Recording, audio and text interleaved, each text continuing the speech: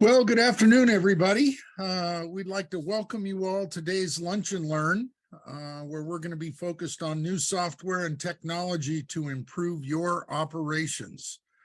We'd like to thank everybody for signing up. Our educational conference is coming up on October 24th through 27th, and online registration ends on October 14th. So giddy up. Get those registrations done, and we'll make sure we're accommodating your needs. But I also want to mention that Command Alkon will be an exhibitor at the education conference, so there'll be time to continue this discussion. So I'd like to welcome Tarun with Command Alkon. Tarun currently serves as the Vice President of Strategy for Command Alkon and is focused on promoting digitization of heavy building material and job site operations, as well as fostering collaboration between contractors, owners, producers in the supply line, suppliers, and haulers. Previously, Tarun has served as the CEO and co-founder of Rucket, which was a collaborative logistics company for the construction industry, until that company was acquired by Command Alkon back in 2020. He's the founder and chairman of Return Safe, an infectious disease prevention company born during the COVID-19 pandemic. And he's also a board member and advisor to the Department of Computer Science at the University of Texas and of Mutual Mobile.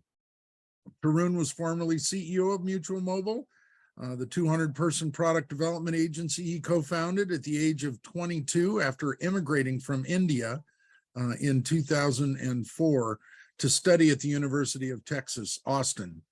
Tarun's work on wheelchair navigation was awarded the Dell Social Innovation Prize, which led to the founding of his first company to commercialize that technology, which is quite impressive, Tarun.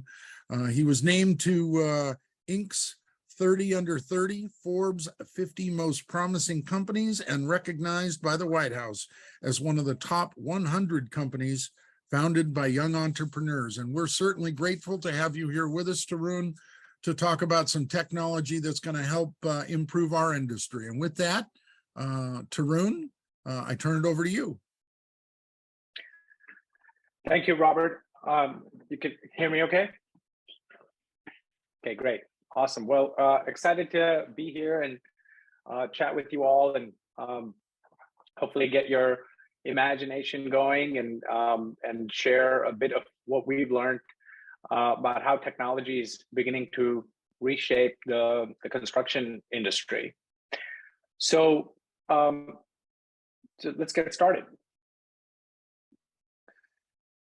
Oh, there we go.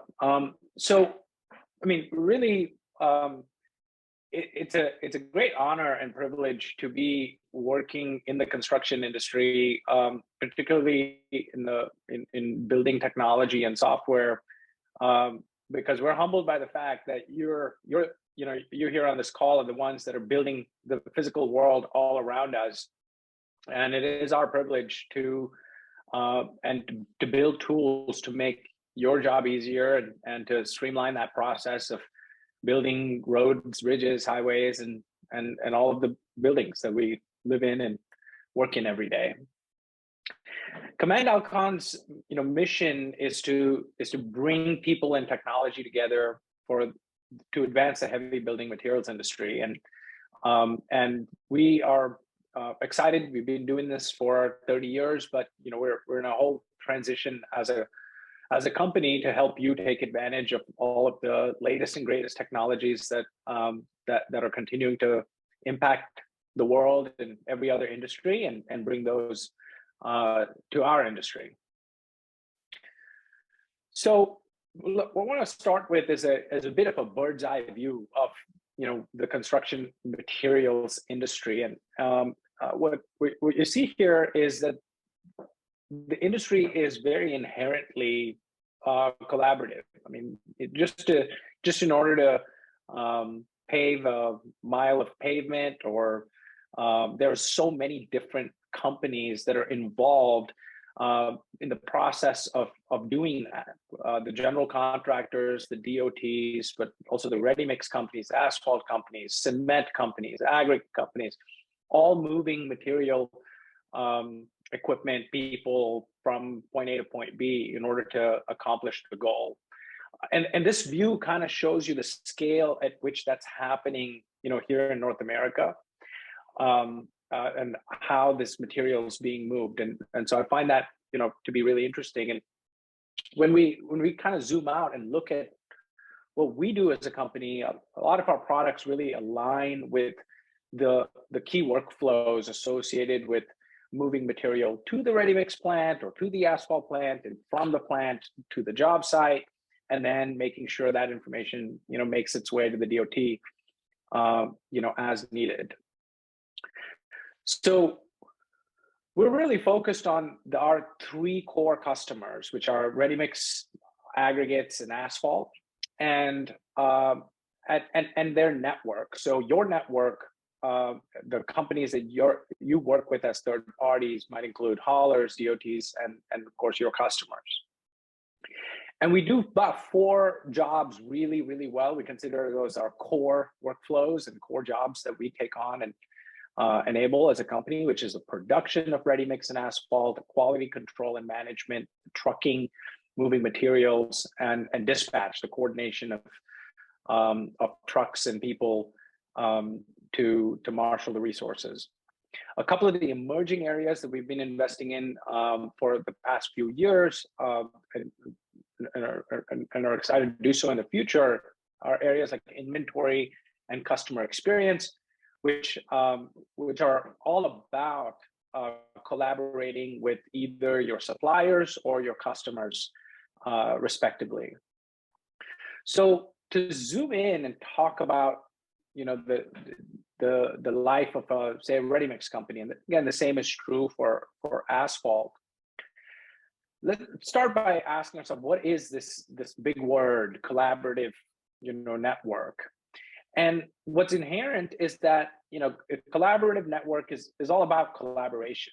It's about enabling that collaboration that is inherent in the business, with your aggregates providers, your haulers, the contractors, the quality control lab, et cetera, and taking a lot of that and making it digital so that you can start, sending messages and information back and forth to them, and they can do the same for you. And over time, the more we can move this collaboration to be digital, the more we can start enabling unique and better ways of doing things. So again, like as we talked about before, a lot of what we do is to enable that digital collaboration. And we have different products that enable that collaboration with different third parties. So for example, with the DOT, we have a DOT ticket portal where you can comply with the e-ticketing rules that are continuing to shape up both in California and elsewhere, where there's an increasing demand that your tickets make their way over to the DOT in an electronic form. And so our product really does enable that. Similarly, we have products like mobile job site that you can give your customers access to the ready-mix plant and have almost like an Uber-like experience where you can track the truck as it's being delivered, to you. And we have products like Rocket, which is a company that I was a founder and CEO of, which is really all about collaborating with your haulers and your third-party truck drivers, dispatching them and tracking them and automating the process of paying them as well. And then more recently, we've added this inventory product, which allows you to track your inventory levels currently and forecast your inventory levels based on the sales you're going to do tomorrow that are already in the system, and then be able to forecast what your inventory needs are going to be tomorrow or a week from now, and then obviously translate that into refilling the inventory as and when needed. So let's zoom in, talk a little bit about, inventory. So what I've done is to kind of break the journey of digital collaboration and the value and the benefit of the digital collaboration into these three phases: crawl, walk, and run. Crawl would be the easy step that you can do and it has immediate value, and you can get it done very quickly. And all the way to run, which is kind of like an eye towards the future of what, where we think this is going, and where we're seeing a few companies are already taking this leap forward. So for inventory management, the crawl is really about connecting your systems as far as tickets are concerned with your aggregate supplier or your cement supplier. Well, why do that? Well, the benefit is about when that material is delivered to you, rather than having somebody in the back office type up, hey, this material was delivered, put that information in your batching system, put it in your accounting system. What we can do is automatically ingest that into your batch system. Say your inventory systems can automatically be kept up to date. So you always know what your inventory levels are, because every time material comes in, it's updated. And then also for your invoices, when you receive an invoice from a supplier, you can automatically match up that invoice and verify it and say, this invoice is accurate because we have a digital copy of all the tickets, and we can match up the invoice automatically. The next level for digital collaboration is being able to say, well, look, I want my inventory levels to never drop below this amount. And let's call that a safety level, right? And have a system in place where whenever your inventory is predicted to drop below that amount, an order goes out immediately and automatically to your aggregate supplier or your cement supplier to schedule a pickup of aggregate and have it be dropped off before you drop below your safety thresholds, right? So that's the walk. Now, going even further, the ultimate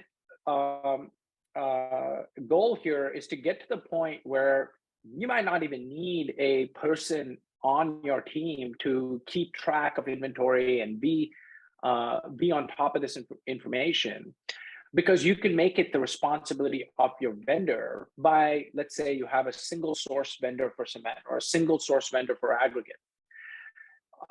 What you can do now with technology is to say, look, I'm going to give you access to the information that you need to make sure that I never run out of material. And it is your job to make sure that happens. And here's how the contract specifies it. Here's our safety level. Here's our agreed upon price. And you deliver material, to stay within our thresholds as agreed upon. And that really enables not just a streamlining of your operations, but it can also really reduce costs significantly, because now your supplier can plan to say, well, I'm going to drop off this load for you, and then I'm going to have that truck do something else and use that to lower their trucking cost, and then pass on the cost savings to you as well. So what's exciting about that is that this is not just technology that just costs more money. It can actually save you a significant amount of money in terms of your trucking for aggregates. So let's shift our focus a little bit, talk about the customer relationship. And of course, this is arguably the most important relationship in the company. And the very first thing that's happened, and this has kind of been accelerated by the DOT e-ticketing stuff, is customers are increasingly saying, hey, look, instead of just giving me paper copies of the tickets at the job site, just share my tickets, with me. So we have tools that will automatically share all the customer tickets with that customer, which really benefits them because they can streamline their invoice approval process. The next level up from this is to then have a Uber-like or like a delivery app type of experience, where when the truck is on its way to deliver material to the customer should be able to just see that, track that truck on their phone, not have to call the dispatcher when they need to know where that truck is. And when they receive an invoice from you, how cool would it be is instead of manually going through the invoice and verifying that invoice, the invoice was effectively a smart invoice where you've got the GPS data of the truck, right there, the ticket data, maybe the sensor data saying, hey, this truck began pouring at this time. And all that information was available as part of the invoice. So the process of verifying that the invoice is accurate is streamlined, and people can very quickly approve that invoice and have peace of mind that it's accurate. Beyond that, where we're headed is to really enable, and apps can help streamline part of this communication, but beyond that is to really have group chat where everybody that's responsible for the pour that day is on a single group chat thread. And when the truck is begun pouring, everybody gets notified. And when the truck has arrived at the job site, everybody gets notified. So everybody's on one thread, getting automated notifications, messaging back and forth.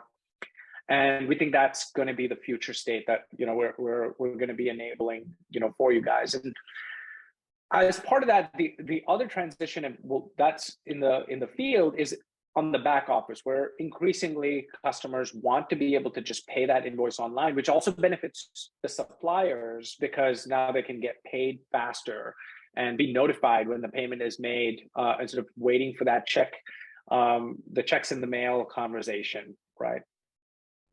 So I wanted to give you a quick preview of a new product that we're working on at Command Alkon to enable this. And if you've seen some of the larger companies, like Cemex Go, for instance, companies are enabling this digital collaboration where as a supplier, you can have your own app and customers can track when that delivery is coming to them and be able to be on this group chat, as you can see on the right-hand side of the screen, and be able to not have to make a phone call because all that information is at their fingertips.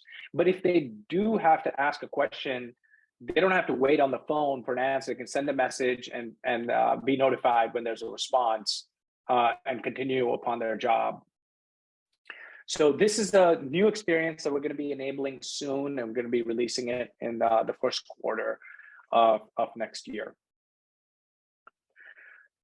So the third area we want to talk about collaboration is around trucking, and there's different levels of improving the collaboration with the trucking company. Well, of course, right now every truck gets a paper ticket when they pick up the material, but now you can automatically make sure that the hauler has a digital copy of that ticket so that they can invoice you faster and more accurately. But beyond that, what we've seen most of our customers already start doing is to connect the inventory system or the point of sale system to the haulers.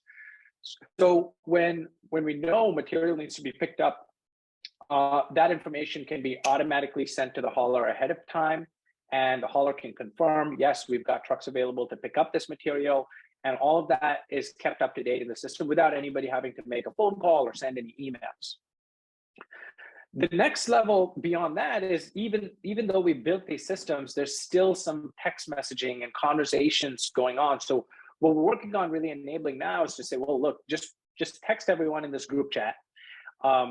Send out a poll. Who's available to pick up material tomorrow?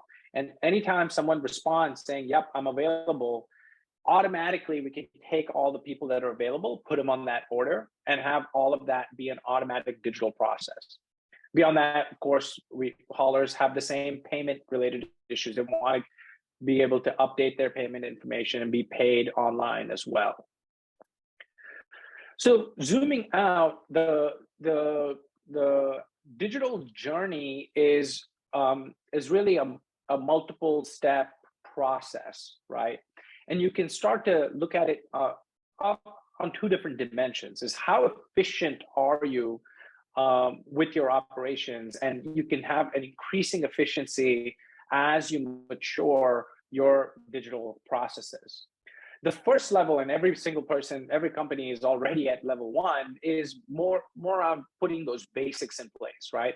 Do you have a digital point of sale system? Do you have a digital production quality control system and a telematics system? And nearly everyone has these level one systems in place, today. But now where we're moving, and this is why collaboration becomes more important, is well, it's not enough for just us to become digital. We also need to start to become digital in how we collaborate with our haulers, with our customers, with our suppliers, with our DOTs. And that's really what level 2 is about. And that, once you have that digital collaboration, you can start to do more digitally. So instead of the customer calling to place an order, the customer can place an order, directly. Instead of asking if you have time available, just like when you're booking an airline, that schedule information and your capacity information can be shared with your customer in a way that doesn't really give them more information that they need, but enough to know that, hey, if I, placed my order at this time, it is guaranteed to be filled, and eventually even get to the point where you can even say, I can have a different price if you can wait an hour for your delivery, right? And have dynamic pricing be something that becomes possible in the future. And ultimately, the point of making more and more of these workflows digital is to automate and use technology to make the optimal or perfect decision every time. Technology can only make better decisions if it has all the information. So level 1 to level 2 to level 3, it's all about making sure that all of your information is available to make better decisions, but then all of the information regarding your third-party partnerships also available to do automatic route optimization, truck optimization, optimizing your plant, and automatically replenish your inventory as well. So digital leadership is, really about offering the best experience for your customers and the best experience for your employees. So we definitely believe that the digital leaders in the industry will have the best customer experience, have the best employee experience, which can lead to optimizing their assets and ultimately increasing the shareholder value. And every step in this journey has its own challenges and its own rewards. And it's really more than just about the technology too. And what gets lost often is, technology sometimes seen as a cure-all, where, we can put the technology to solve all our problems. Well, that's not true at all. Technology, people, and process all have to be blended together in an elegant manner. And there's a limit to what you can do as far as technology is concerned if you don't upgrade your people or you upgrade your processes through, through training or recruiting, and putting in place good processes. And our goal is to be your most valuable partner in enabling and accelerating your digital journey on your journey to become a digital leader. And our platform is really built to accelerate that digitization and enable you to collaborate with your third parties. So our objectives, when we built for you, is number one, to be very, very industry focused. We're not one of those companies that say, hey, we build our technology and you can use it in any industry. We're very focused on ready mix. We're very focused on aggregates and asphalt. And we solve problems that are very specific to our industry. The other thing is that, this is a very historically low margin industry, and there's not a lot of room for software, for technology's sake. And so it's very important to us that one of the principles is that whenever we roll out software, that ultimately that has to save you money. And it has to save you more money than that software is even costing you. So being very clear about value is super important to us. Simplicity and ease of use is also really important, we think, because you can't really get adoption of technology in the field, in the job site, with workers spanning a huge age range from old to young, unless the products are really simple and easy to use. And we're continuing to push forward on user experience.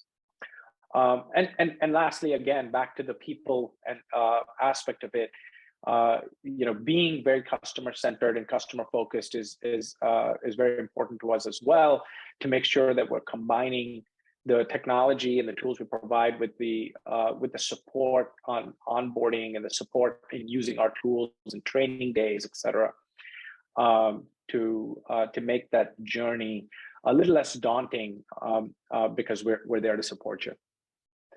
So just to recap and some of these benefits, a collaborative network is about enabling collaboration with all of your third parties. And why do that? Well, it's because we can unlock efficiencies both for you internally and for your third party. And ultimately that can lead to reducing your cost and increasing your profitability. So what happens if you go through the journey and say, I'm going to make my inventory process, a digitally collaborative? We can automatically verify the invoices from your supplier, and you can automatically order materials when you need, what you need, and when you need. Collaborative trucking will make it so we don't have to have all those phone calls and emails going out to haulers. We can automate that process for when the hauler needs to pick something up, and being able to take that truck data and share it with your customers, and now your customers can see that as well. So and that gets us to collaborative customer experience, where customers can be updated via app, via SMS in real time when the order status is changed, when a truck is on the way, so that fewer phone calls are needed. And ultimately fewer mistakes are made because everybody is operating off of the same piece of information and in real time. So I'll pause there and we'll take some questions. So I'd like to thank Vice President Drea Toretti from also being here with us with Command Alkon, and she is going to coordinate questions. I would encourage folks to go into the Q&A. Any questions that you may have that you'd like to have further discussions on, and I know we've already gotten one question in, so I'm going to turn it over to Drea and Tarun to handle that, but fire away. Thanks, I truly appreciate it. So again, please, if you've got any questions, chat them in the Q&A section and we'll get to them. So Tarun, our first question, this person in particular is looking at upgrading their ERP. So they've got two separate questions. Question number one is, do you integrate with any front-end systems, including financials, accounts payable and receivables, and sales tax consolidation? Yeah, great question. So, in our industry, our experience is that about half our customers use our systems to, for example, generate invoices and manage their rates and things like that. The other half of our customers use an ERP system, and it could be any number of them. There's about 12 or 15 main ERP systems in use in our industry, and we integrate with all of them in various capacities. So the way we do it is for customers that want to manage, the ERP system could be used again in two ways. It could be just used to run your whole business and have your invoicing be done in our system, or you can have your ERP system do your invoicing and everything else. And then in that scenario, Command Alkon systems will just generate the raw data for quantities. How much material was delivered, how many tickets, how many deliveries, how many tons, how many cubic yards, etc. And then we provide the preparation process where we have tools that allow you to prepare that information for export into the ERP system. We're also coming out with newer tools where even if you use an ERP system for invoices, we can still enable you to create a portal where the customers can see those invoices and pay those invoices online if your ERP system doesn't do that out of the box. Tarun, there's a follow-up to that too. What about maintenance and fixed asset management systems? Do you integrate there? Yes, we do. I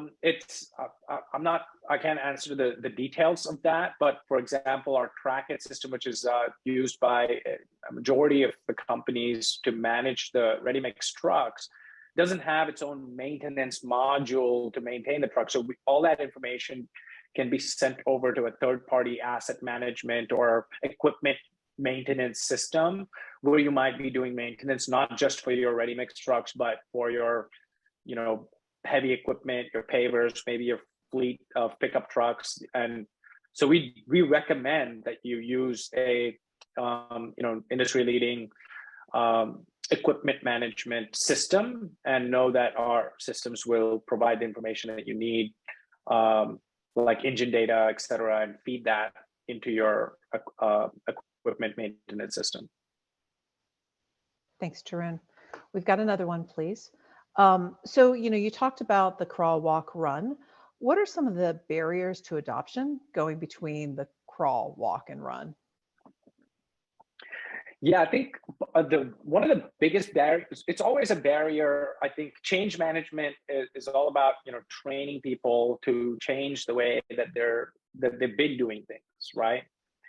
And it can be tricky when you're rolling out technology within your company to say, well, you used to do it like this, now do it like that. Well, if the new way is better and it's easier and it makes your life easier, then people over time will adopt, and they'll be happier for that change. What I found can be extra challenging is when and oftentimes keeps us stuck not changing, is when we're afraid of communicating that change, whether it's internally or even more so externally, right? So because those relationships are external, and if you're changing the way you do things, that might impact how your hauler does things. And if you say, well, I'm going to go digital on my hauler dispatch, and haulers are getting phone calls from everybody else, but you're saying, for me, I can do it through an app, or I can do it through the system. It takes a little while for the hauler to say, yeah, that's totally doable. And I wish all my customers made me do it like this, because it's actually easier. So the barrier is to kind of, I think, get to the point where you feel confident about the change enough to approach your third parties, your haulers, your suppliers, and your customers, and say, hey, now we want to do things like this, and we want to do things with this technology, with this app. What we found is that almost every time the response, has been ultimately really positive. But there can be a period of time where people are resistant. They say, well, how is this going to work? Can we still make a phone call? Well, of course you still can. But the whole point of these technology and these tools is that less phone calls are going to be needed. And less often you will have to go to, email and phone and resort to those means. So a good way to make that process easier is to create a good safety net for that change, where people know, well, this is the tool that we're going to be using moving forward. Go through a period of time where you say you can still do the phone calls and emails if the technology didn't quite work right. But starting in a month, we're really not going to be answering the phone unless it's an emergency. So people can get used to that change in that period. And then once they're on the other side of it, they're going to be thanking you for it. That's awesome. Thanks, Tarun.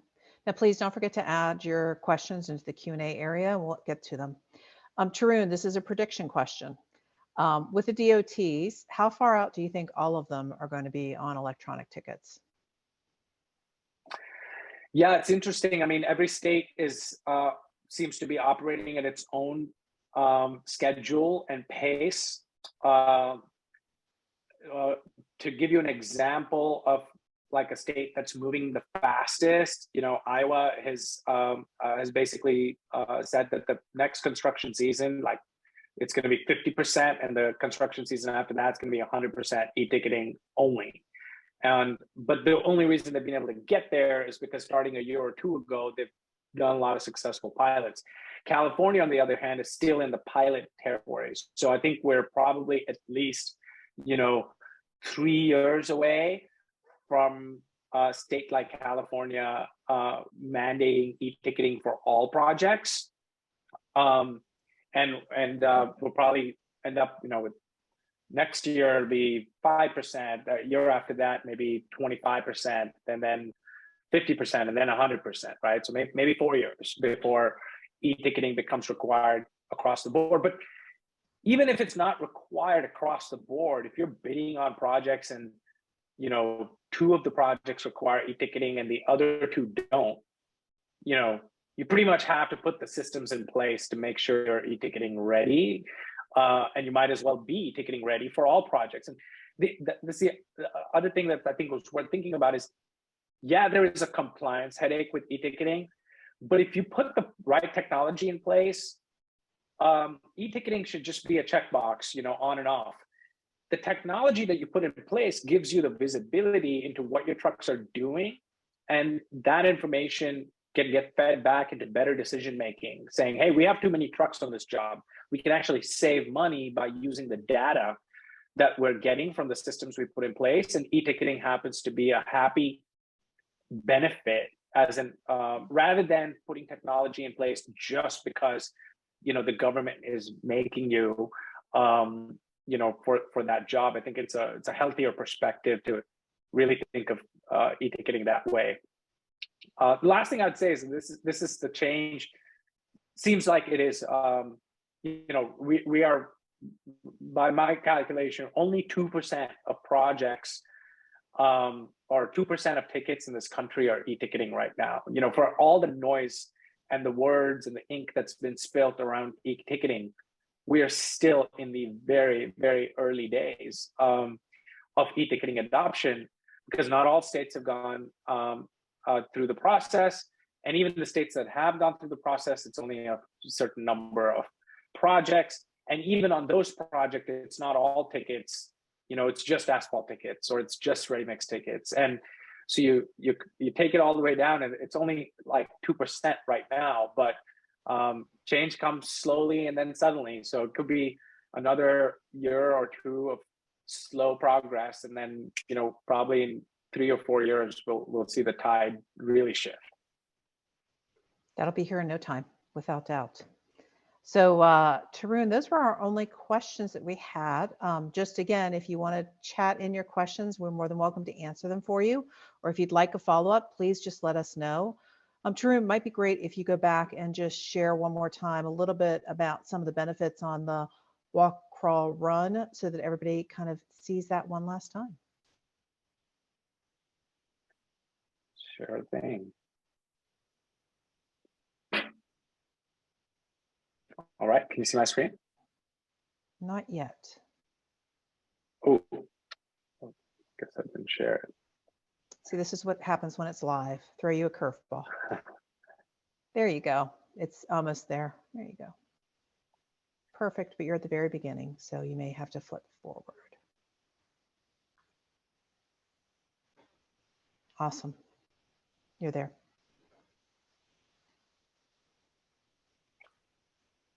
All right.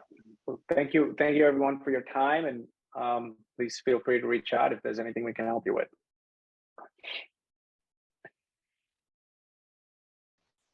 Thanks everybody for attending. We truly appreciate your time today. Have a great week. Robert, you're on mute. Oh, there we go. And I'd like to thank both of you for joining us, Drea, Tarun. As you said, right, it's slow until it's not, right? And with all the M&A activity happening and all the new mandates, right, and requirements that we're seeing in California, efficiency is going to be key. You all taking the time to spend with us today and dig into some of these opportunities. And I look forward to seeing you down in La Jolla next month. That's just about a month away. Look forward to seeing you in person.